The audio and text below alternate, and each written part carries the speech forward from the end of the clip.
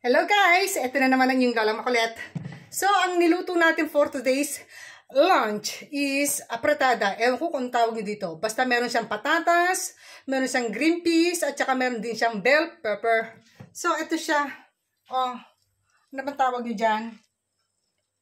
Oh, comment down below. Yan ang highly request ng ating Josawa Bell. Si Fabio, nagkikrave daw sa niya nung pang isang araw. So, niluto ko na kasi kahapon nagsabaw ko ng munggo. Ako naman na nag-crave kahapon. So, siya naman ang pagbibigyan natin ngayon, di ba? Di ba? Di ba? Bigayan lang. Hindi naman po pwedeng ako lagi masusunod. So, ito ang ating lunch for today. Di ba dapat to kahapon? Dahil ngayon Friday, fish. Pero okay lang yan. Wala namang mga rules na bawal kumain ng karne kapag Biyernes. At bawal namang kumain ng isda kapag Huwebes. So, kung saan masaya ang iyong feelings, just follow it. Oh.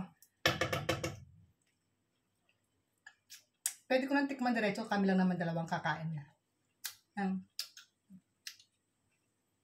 Wala akong bisita. Kami lang dalawa kakain. Huwag ka mag-alala. Papalitan natin to.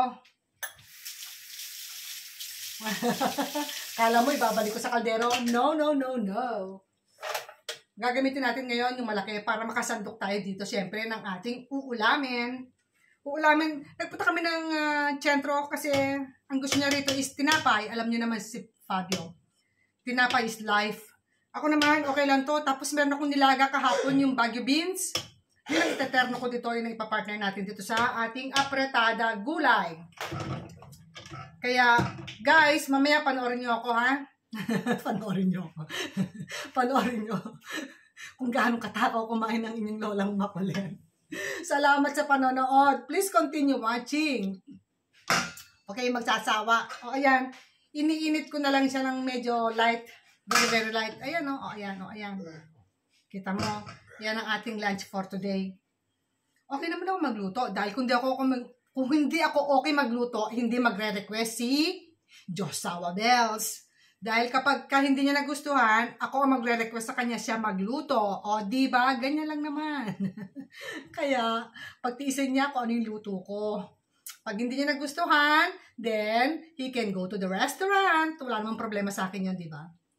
Doon na lang kami sa restaurant kakain para hindi na ako magluluto and then nakasave pa ako sa work.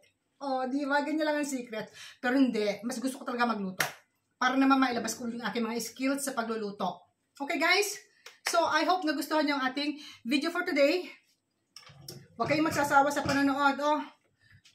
Tignan nyo nga kung anong kulang dito sa aking niluto. Oh.